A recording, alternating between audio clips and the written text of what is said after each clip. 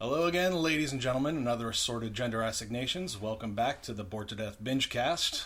I am Jay Winger, being joined by Zeke, Kitty, Sam, and we're going to get into this in a little bit, but we're going to be binging My Hero Academia, starting with episode 1 of season 1, Funimation dub, for those people who care about dubs versus subs.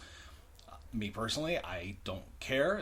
If the dub is good, then I'm fine with it, but that's me. I'm going to be the fresh set of eyes on this one. I know everybody else here has been watching My Hero Academia and has been telling me for years that I should be watching it. No, I'm surprised that the first season is only 13 episodes long. I thought it was longer. Well, probably a test season.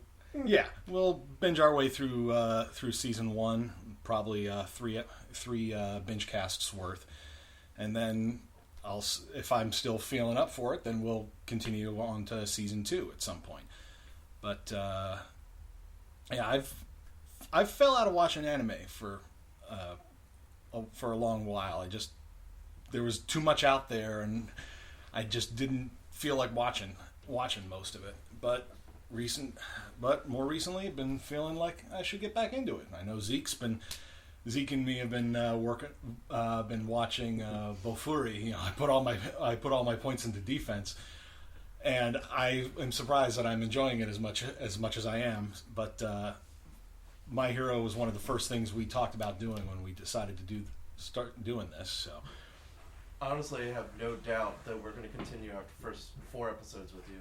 well, yeah, I've been watching My Hero since it literally released and have not looked back once. It's probably been my favorite anime so far. Of course, seeing all the trope animes, Naruto. oh the shonen One. the shonen animes, yeah. I'm sure it's going to hit a lot of those shonen But tropes. it has, unlike like Bleach and Naruto and stuff like that, where it has a whole bunch of filler episodes, even Bleach having filler arcs. Its filler episodes keep you entertained, keep you engaged, and still give you more information about the characters, not just... It keeps expanding on the world rather than just sort of hold pattern here until we catch up with the manga. And I have not found an episode where I'm just kind of blah with. Maybe one, like the first episode, season 2. The only thing I have my downfall about My Hero would be in season 2 where it starts. It's like, okay, you watched season 1? Cool. Here's a nice brief episode to catch you up on that. I understand why they did it, but when we have things like where we're binging like this, it's like skip episode. Yeah, but again, they're not usually thinking about I know. bingeable content like some other series do. we have to all think about that one anime series, though, that has been going on for now over 900 episodes. One Piece. You want to talk about filler arcs? Bleach has nothing on One Piece. No one has anything on One Piece. Well, I'm not too familiar with One Piece and how the manga goes. Does it have a lot of filler? Does it have filler seasons? Yes. Yes. Or like half the because season. One Piece is so popular that the anime catches up with the manga really, really quickly. The main reason so they why... have to like pad out arcs or enter completely new arcs just for the anime, so they can delay until he catches up. Yeah, the main reason filler arcs or filler episodes became a thing is because they're waiting for the manga to they're waiting for the manga to skip ahead a little bit To more. produce more so that content way they for can them. do more of the anime.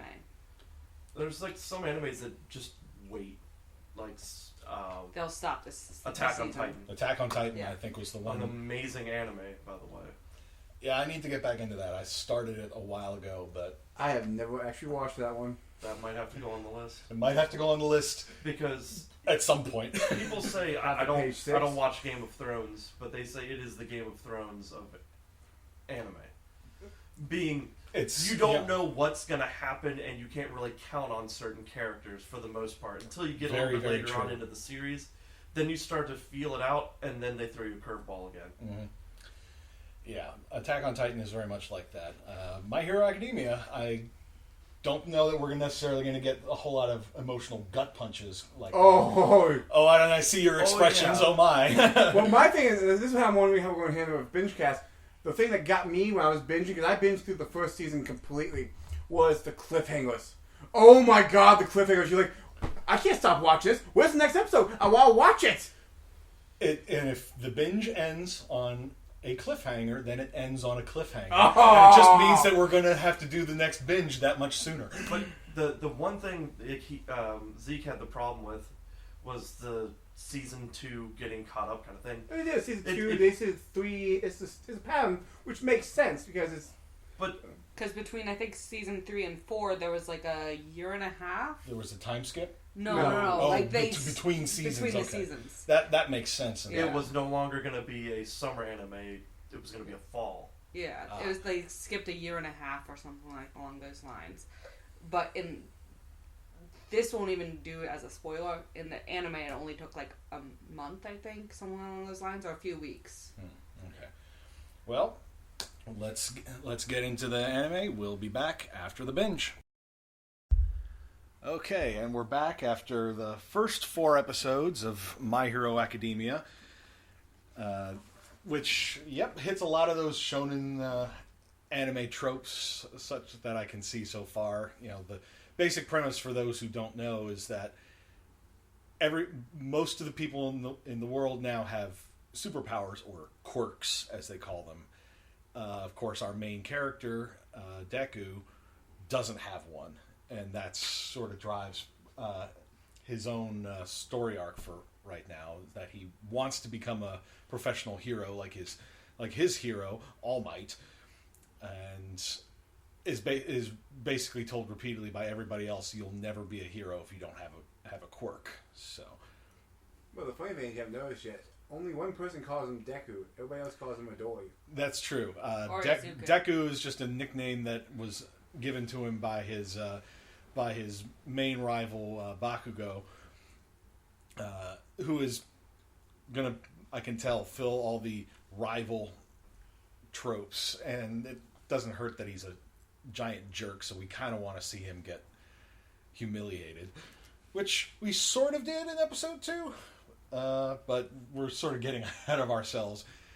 From what you guys told me, though, it's very obvious. The creator of the series is a huge fan of like Western comic books and superhero tropes. You'll see by someone else that joins his class later on. Mm. But it's also clear that he's a big Star Wars nerd as well. We noticed several Star Wars references throughout the first 4 episodes. The fact that his junior high is called Aldera, or Alderaan, essentially. The name of the city that he lives in is Tatooine. And the beach that he ends up training at is called Dagobah. There's so many. And I caught the one where and then there was it's like the other episode 2 where it's like a watch your head. Yeah, there's under the bridge, and I'm like, oh, that's kind of strange. And then he brought up the Star Wars reference. I was like, oh, you mean like watch your head, where the stormtrooper literally hit his head on the entranceway? On the entranceway of a door, on the Death Star. Among some other things, you talking like voice acting, which is done pretty well. You said that Deku's voice actor is completely new to voice acting. Yes, from what I've watched, I think this is his first voice acting role. I don't know if it's first big time voice acting role, or if it was just first overall. But he's pretty really new good to the voice acting. In which case, I am impressed that he knocked it out of the park. You know, he was given this big, huge role, and he's done very well with it. Yeah, he might have done previously some background character roles, but this is, I guess, his first big major primary character role. I have to also comment on just the varying artistic styles and animation styles that they have going in this. From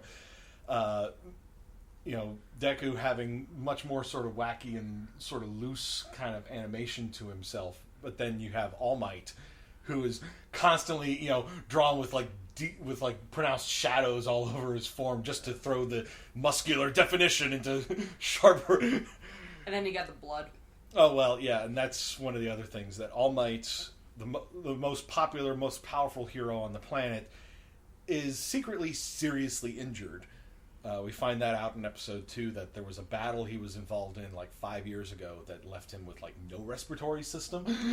Yep. And a stomach. And no stomach. And no stomach. In which case I'm like, you shouldn't even be walking, but it explains why when we see him get depowered, or basically that's part of it, that he can only use his quirk for like 3 hours at a time. 3 hours a day. 3 hours a day, and if he overdoes it, then he's left coughing up blood.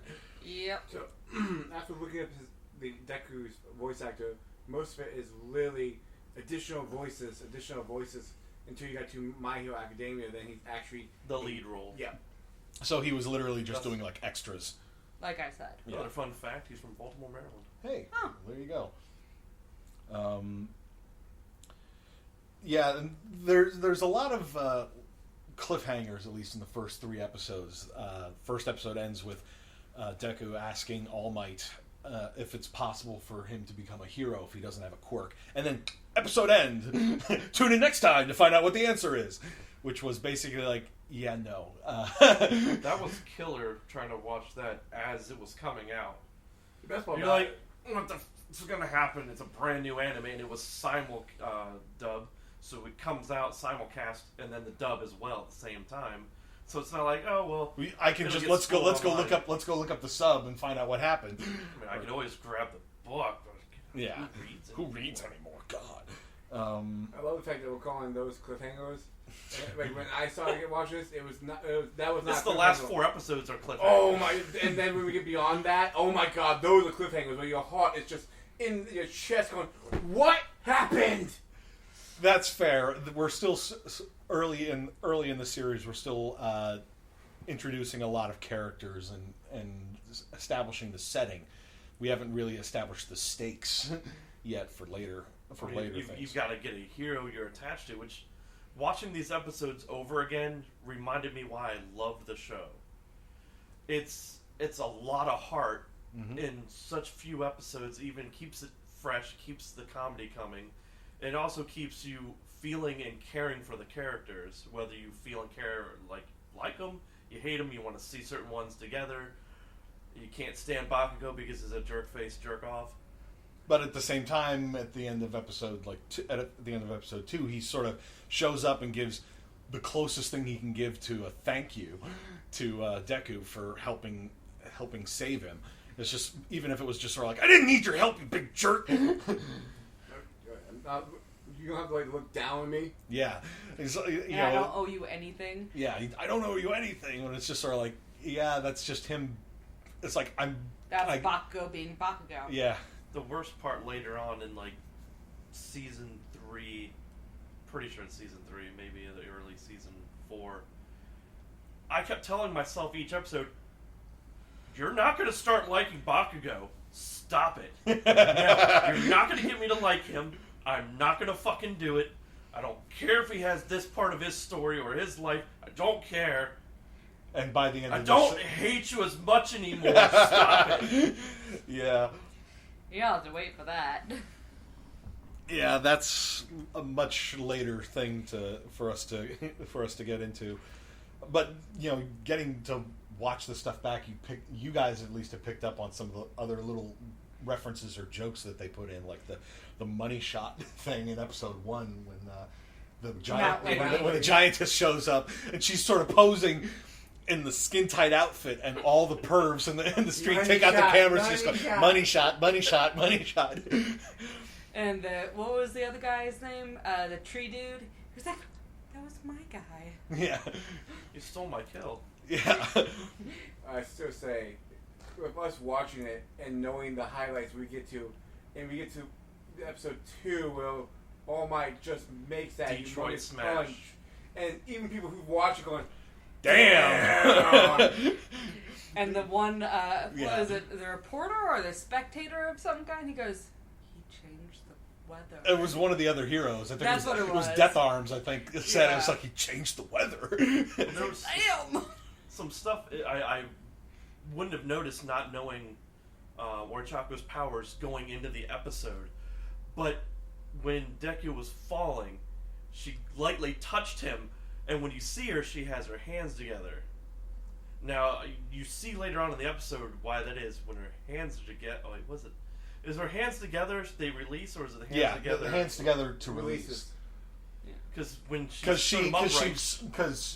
has to make contact with something to be able to then telekinetically lift it or whatever. It's and then gravity. She has control over what she touches. Gravity. And then when she puts her hands together, it's release. And we see her do that in episode 4 when she uses her gravity powers to lift a bunch of robots into the air and then release, smash. As well as to slap.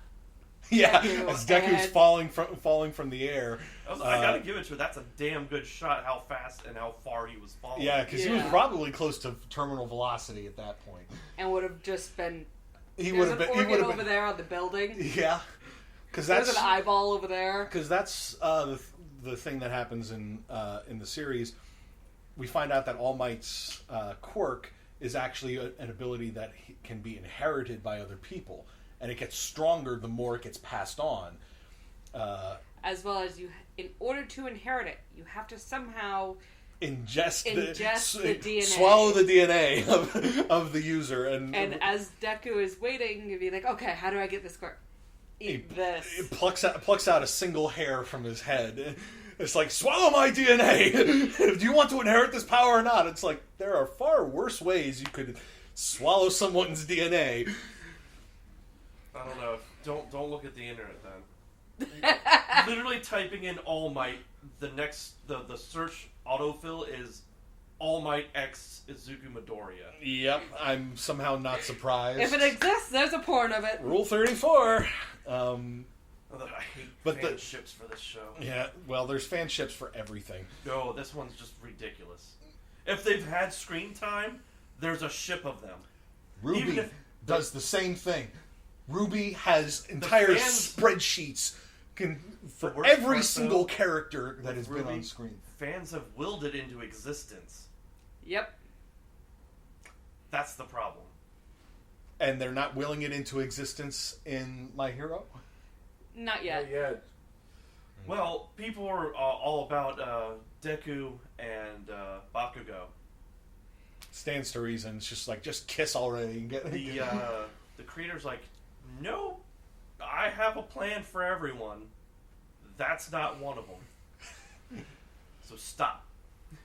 Just stop. That's one of many things they've gotten up in arms about the show and the manga about, and hoping that he stays strong on most of it, and just doesn't let the fans or the... Well, you know, and I brought up Ruby, and you said the fans willed it into existence. Except the Bumblebee ship in Ruby, it was pretty strongly foreshadowed that it was going to happen even before it became an actual thing in the series. Oh, that's right. You haven't seen some of the more recent seasons. I won't say any more, but it has been foreshadowed. But getting back to My Hero, the One for All quirk of All Might's gives him this great power, but his body is not physically capable of channeling it yet. He trained for 10 months, gained muscle, but his arms and legs still flap in the wind.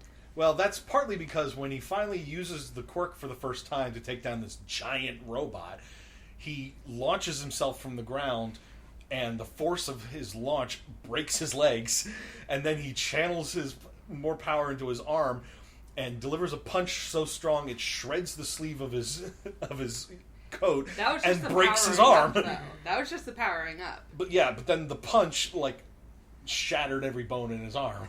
Yep. He gets better thanks to the school nurse who comes up and kisses him and basically everything magically repairs itself because superpowers. I like her quirk. Where did you hear about the details for her quirk? Well, yeah, I like that they're sort of establishing that there are drawbacks to these recovery rate. It doesn't completely heal. It speeds up the recovery rate. There's a you pro can and a con destroy yourself to a point where she can only do so much. Yeah. But it's not even her, though. That's the thing. Remember, her ability depends on the stamina. No. No. But that's Yeah, like I've not gotten to that. Like I said, I like that they're establishing that there are drawbacks to these. Yes, to there's these pros quirks. and cons. There are pros and cons. We haven't established what Bakugo's drawbacks are yet, but I imagine they're going to establish that in upcoming Bakugo has episodes. no drawback, of course. Other than the fact that he's a big jerk. Well, for every bit of power that there is, there's going to be some sort of flaw. Arrogance. It may not be a flaw in the ability, but it may be a character flaw. In Bakugo's case, the more- fact that he's a giant jerk face. Well, it's more so he's arrogant. With that kind of power, wouldn't you? Yeah.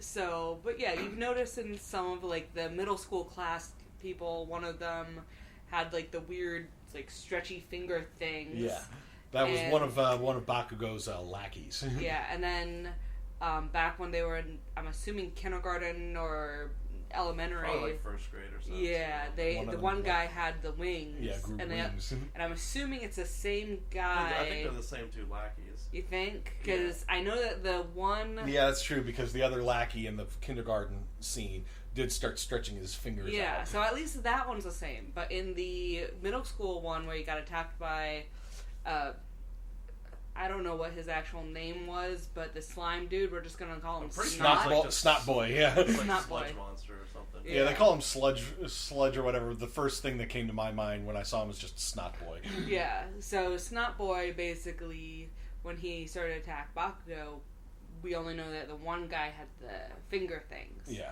But we don't know if the other guy had wings, so we don't know if it's the same two. Next time we saw the two was in the middle of Snot Boy's rampage, and everything was Yeah. on fire. They were just sort of cowering against one another, surrounded by flames. Pretty much. The one big thing I really like about this anime, rather than You're a lot of the other ones, the lead always is either super overpowered from the start, and there's nothing that can take him out, or he goes from 0 to 100 like that.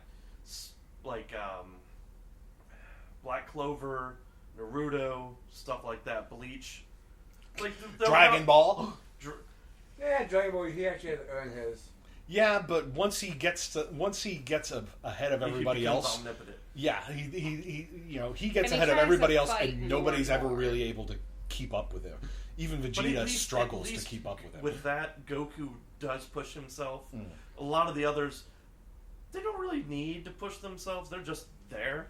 Yeah, Deku has to work from below the ground level. he starts come below everybody on. else, He's and like even 50 still- miles below ground. and he has basically just gotten equal Yep. with everyone. But even then, he's like equal with like the least of them. Yep. But yeah, every time he uses anything, he's shattering himself. Because every time. he overdoes it. That's Yeah. one of the things that gets established during the training montage. Is That's he the best part about this. he You see overworks people. himself, Yeah. and even All Might's just like, we have a plan. If you have You to go stick to off the track. plan, if you go off the track, then you're going to burn yourself out. And it's not going to work. You're going to create a negative effect to gaining my powers. With even with stuff like All Might, he has all this power that everybody sees, but he has a major drawback. He can only use it for three hours a day before he risks basically collapsing and who Death, knows? Yeah, probably. probably But we don't know death. how long he had to train and work with this power himself to get to where he is now. Yeah, Yeah. Or at least before that battle 5 years ago. yeah. The battle 5 years But ago. just in general, when it's a quirk that's not your own, you're not Exactly. born with it. You're not used to it growing up in the ages. Yeah, you have to basically adjust to it, which is typical superhero trope. When some characters just discover their powers, they have to sort of learn what they're capable of doing I don't know, and Superman's pretty learn the Superman all the limitations. time. Well, except in his case, at least as they've established his abilities in the current era, it's like the yellow sun of Earth is what gives him his powers, and he's just absorbed the energy of the sun for so long that's how he's gotten so strong. But it's still, and he learned like the limits of what he can do essentially growing up with it, on a remote farm in the middle of Kansas, admittedly. That's, in his case, he learned what he could do and how to hold himself back. But he also didn't have all his powers at once. he gained each individual power after a certain time frame. Right. So he pretty much started off with. Well, we're talking about like current day and age Superman. Yeah. In the beginnings, he just had it. Yeah. Period. And they didn't explain the sun stuff or The new powers as the plot demands kind of thing. You know, I have super hearing. I have super sight and all this other stuff. But that's what I really like about this anime over a lot of different ones where they're just always good, 100%. They just have their very minor flaws. Midoriya just doesn't have all the same things.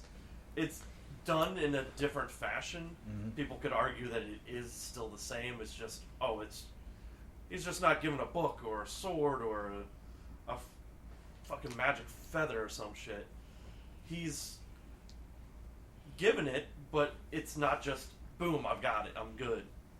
It's like, no, you've got it, but you've basically now got this huge power, and you still don't really know how to use it. Admittedly, that's because it took 10 months just to train him to the point where he could accept his body could accept it. I'm sure if All Might had more time, he could have then been like, okay, now it's time to teach you exactly what exactly what the limits are before you go and destroy yourself in the exams. But I imagine that's where the rest of season 1 is probably going to go. One thing I like to know is why didn't All Might give him more time? Like, he gave him the hair 2 or 3 hours before. Because his body wouldn't have been ready. No, I'm saying, like... Why not give it to him, like, the day before? Why not give it 2 hours before? So that way his body... He did. No, 2 hours before when he gave it to him. Because we didn't know. He's like, because the sun was rising. He literally had literally just arrived at the beach to find that Deku had finished cleaning the entire beach and more. Because he just said this section. Yeah, and instead Deku that section because he doesn't know when to stop. Yeah. Well, because this is what he's wanted to do his entire life. Yeah. And it was like, what, 6:15, I think is what the clock said in the morning? Something like that. So it would have been... So suppose it was like, 6:15 is when he ingests it. So it's dawn. And that gives him enough time to get to UA's testing grounds, possibly do whatever written exam there was, and then do the practical. Yeah. Because if it was let's say 6:20, 6:30... He also had said he has to go home, take a shower, and eat prior to going to the exam. So he had probably planned on just giving him the power right before he was leaving to go to the exams. But instead, gave him, because that gave him the 2 hours. Yeah. Yeah. So his body had digested it, had incorporated the new quirk. But. So also assuming going off of the time frame he was given the quirk to the time frame the test started, not the written, but I'm assuming about 6 hours passed. Going off of rough time. Sounds about right. In general, school usually starts around 8. So 8, 9. 8, 9-ish. So by that point, this is an exam. It's not probably going to be the same. Yeah, but it might still be the. True. It might be similar. So and we don't know when the exam actually took place. Yeah. So, just going off of, let's say, starting at school, 8, 9, right? Yeah. And then they had to do all the orientation type stuff. And then they had to do the written and the practical. Then we would say practical was probably around noon. Yeah, sounds about right. Going off of him going home, showering and stuff. Not possible. Well, so they break for lunch and then say 1 they also p.m. Go to the facility. They do the. Well, the facility was literally right behind the... I would think they would have the exam before the food, because if you're trying to go out and fight and use quirks, depending on... So let's say 11 then. You wouldn't be doing it on a full stomach. The problem is, the thing is, the normal school schedule is really a test. Like, when you go in... And we're supposing also that the written exam is only like 1 hour. It might have been 2 hours. It might have been... I'm thinking the whole thing overall would take 3 hours. Yeah. You did say 2 or 3 hours. It would take you 2 or 3 hours to digest this. Yeah.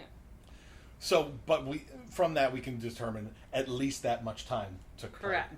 passed So between. why are we reading so much into this? I have no idea. There's an explanation to the explanation. Eventually, we get to the explanation. Even the explanation stuff, I didn't like that thing in the first episode. Sure, I accept that they probably have some way of testing for quirks, but it's just like they examine like the bones in the toe, in the pinky toe, and that people who have quirks have only like one joint in their pinky toe because their bodies have become more streamlined because they have superhuman abilities. I'm like, no, that sounds stupid. You could have just been like, that's just like that's still a theory too.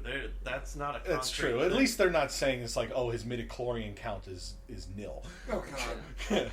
No, but also my question is, for Snot Boy, Oh, you don't know the how does he have basically bones? He's just pretty much snot. Yeah, it's true.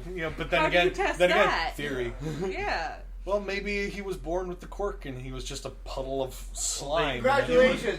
It's a pile of slime. Well, What do you want us to do Congratulations, with it's a it? booger. they said you don't start showing most of your quirk until around kindergarten. Yeah.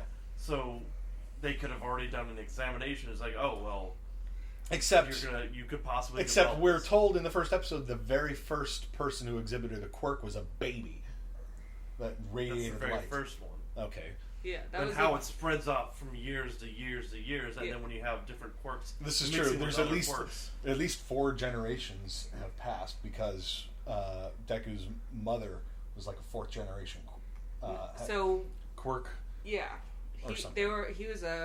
It was either him or his parents were 4th generation. His parents were. Yeah, his parents were 4th His generation. mom was like minor telekinetic, and his And- father could breathe fire. Yeah. Did he say breathe fire or Yeah. make Yeah. fire? She said Breathe. that he could breathe Breathe. fire. I know exactly what you're thinking. No, you don't. Oh well. But yeah.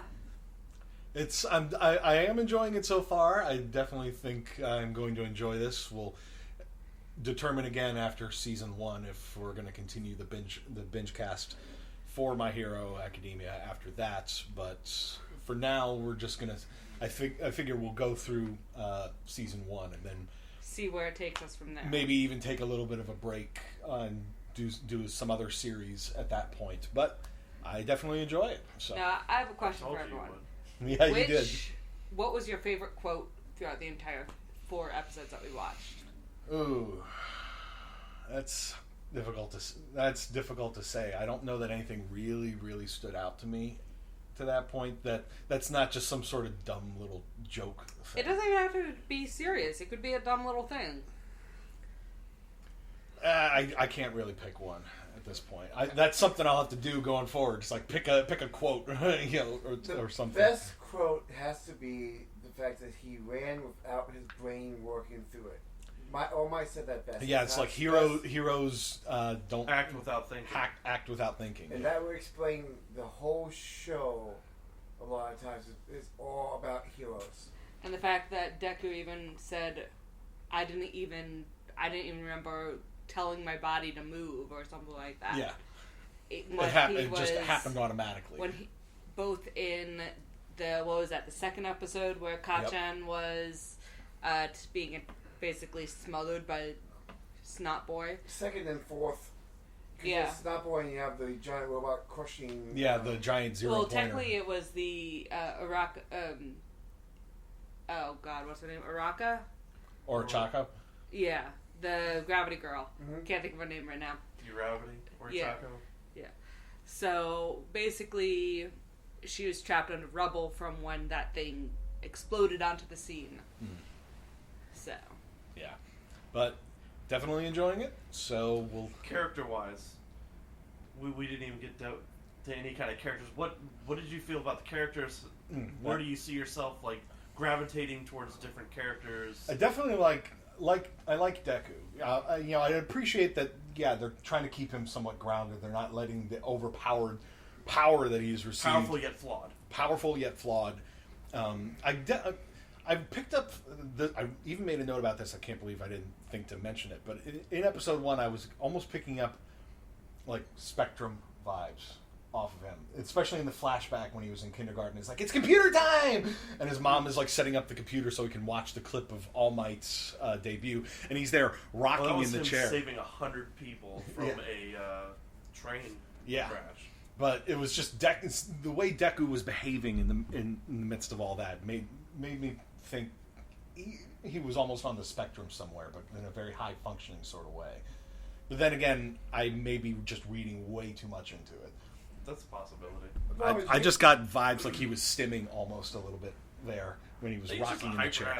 Yeah, that's true. That's true. He wanted to see his favorite superhero on YouTube. Problem is, you can't really answer that question right now, considering the fact you're only introduced to Bakugo, who's a jerk. Yeah, you can. My hero. Bakugo is an enormous jerk face. All Might, which is supposed to be a hero which crushes a kid's dreams.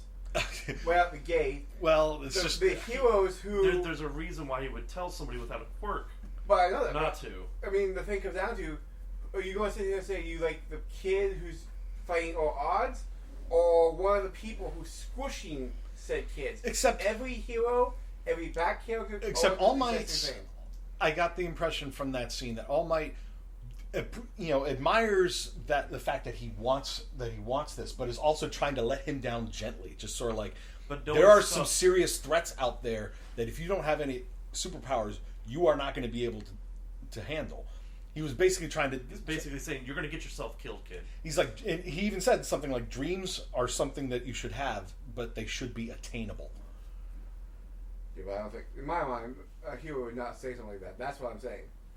That's what I said. But think about it. If he was to say, follow your dreams, kid, you can't reach your goal. I'm living proof.